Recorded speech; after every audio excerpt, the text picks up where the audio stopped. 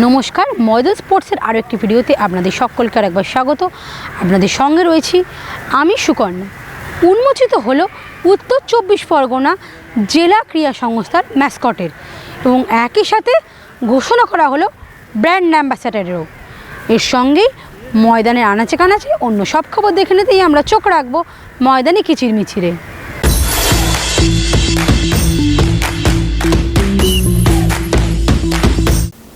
জেলার সাঁতারকে এগিয়ে নিয়ে যেতে এবার অভিনব উদ্যোগ উত্তর 24 পরগনা জেলা ক্রীড়া সংস্থার।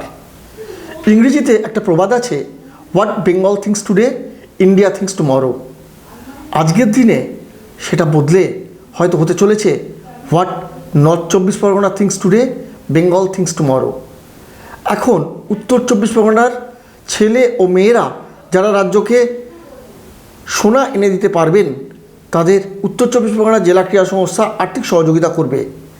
এই রকম জেলার দুই কৃতী সাঁতারু সানিথি মুখার্জি ও স্নিগ্ধা ঘোষকে আর্থিক সহায়তা করল উত্তর 24 পরগনা জেলা ক্রীড়া সংস্থা। ভারতীয় সাঁতার দলের প্রশিক্ষক প্রদীপ কুমার ও অলিম্পিয়ান সাঁতারু সাজান প্রকাশ উপস্থিত ছিলেন ইউনাইটেড স্পোর্টস দলের প্রশিক্ষক লালকমল ভৌমিক ও মোহাম্মদ রফিক।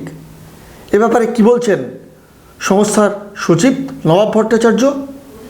আমি মনে করি এটা আমার একার কৃতিত্ব না, এটা টিম, আমাদের যে টিমটা, আমাদের যে ডিস্ট্রিক্ট স্পোর্টস অ্যাসোসিয়েশন এখন যারা আমরা একসাথে কাজ করছি, টিম দিয়েছে, পুরো ক্রেডিট টিম দিয়েছে। সবচেয়ে বেশি টার্গেট হচ্ছে অ্যাথলেটিক্স আর সুইমিং। এতে আমাদের জন্মগত দক্ষতা আছে বাঙালিদের। ফুটবল ক্রিকেট অনেক প্রচার পায়, অ্যাথলেটিক্স এবং সুইমিংকে কীভাবে এগিয়ে আনা যায় সেটা নতুন কমিটি হয়েছে, দেবাশিসদার নেতৃত্বে আমি দেখেছি রাজ্য কমিটি হয়েছে। আমরা তাদের সঙ্গে কথা বলবো কিভাবে আরো বেটার করা যায় সেটা চেষ্টা করব। কয়েকদিন আগেই উত্তর 24 পরগনা জেলা তাদের ব্র্যান্ড অ্যাম্বাসেডর হিসেবে বেছে নিয়েছেন প্রাক্তন ভারতীয় ফুটবলার সুব্রত পাল ও টেবিল টেনিস খেলোয়াড় ঐজিকা মুখার্জিকে। প্রকাশিত হয় ম্যাসকট টিগ্রু। হাজির ছিলেন কলকাতার 3 প্রধানের কর্তা থেকে আইএফএ পদাধিকারীরাও, ছিলেন অ্যাথলিট সোমা বিশ্বাসও। এ ব্যাপারে কি বলছেন তারা? না, কে ফলো করবে আমি জানি না, সবাই মিলে আন্তরিকতার সাথে করা হয়েছে বলে জিনিসটা ভালো হয়েছে। সমস্ত বড় প্রধান তারা উপস্থিত ছিল, আইএফের কর্মকর্তারা ছিলেন, জেলার সর্বস্তরের যারা প্রাক্তন এবং বর্তমান তারা উপস্থিত ছিলেন।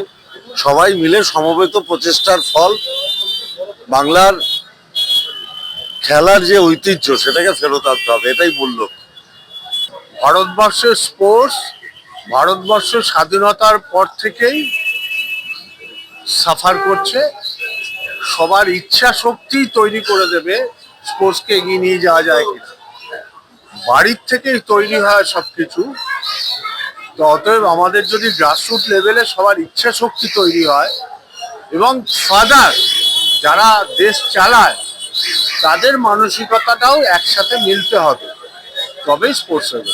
এটা আমার জন্য একটা হিউজ সম্মান যে নর্থ 24 পরগনা যেই জেলায় আমার জন্ম, নৈহাটিতে, যেটা আমার সিটি, আর নর্থ 24 পরগনা যে জেলায় আমি জন্মেছি। এবং শুধু জানি তাই নয়, আমি জানি যে নর্থ 24 পরগনায় হিউজ ট্যালেন্টস আছে, অনেক যারা সাকসেসফুল ব্যক্তিত্ব, অনেক গুণী ব্যক্তিত্ব রয়েছেন। বাট আমি যেটা চোখে দেখেছি আমার টেবিল টেনিসের থ্রু দিয়ে, যে আমরা যখনই নর্থ 24 পরগনার হয়ে স্টেট চ্যাম্পিয়নশিপ খেলতাম, আমি আন্ডার 10 থেকে সিনিয়র ইভেন্ট অব্দি পারফর্ম করেছি এবং দেখেছি। এখনকার জুনিয়রদের দেখছি, আর যখন ছোট ছিলাম তখন সিনিয়রদের দেখতাম। স্টেট চ্যাম্পিয়নশিপ হলেই শুধুমাত্র নর্থ 24 পরগনা গোল্ড জিততো ইন এভরি ইভেন্টস। মানে এটা একটা হিউজ ব্যাপার। মানে এরকমও না যে আমরা হারিনি, বাট আমরা কখনো মেডেল লেস আসিনি, এইটুকু আমি বলতে পারবো। অলওয়েজ গোল্ডের ট্যালিটা হাই ছিল।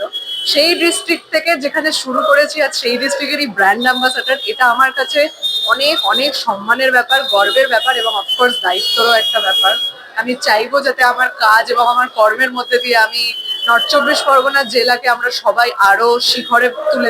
এইভাবেই উত্তর 24 পরগনা জেলা ক্রীড়া সংস্থাকে এখন এগিয়ে নিয়ে যেতেই বদ্ধপরিকর সংস্থার সচিব। তবে এখানেই থেমে থাকতে রাজি নন তিনি, বরং আরও সামনের দিকে এগিয়ে এখন অনেক স্বপ্ন দেখছেন তিনি।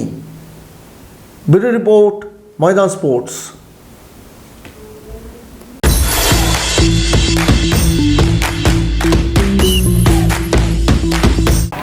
ভিডিওটা ভালো লাগলে লাইক করুন, শেয়ার করুন, আপনাদের মতামত কমেন্ট করে জানান, চ্যানেলটাকে সাবস্ক্রাইব করুন এবং পাশে থাকা বেল আইকনটাকে প্রেস করে দিন। দেখা হবে আবার পরের ভিডিওয়ে।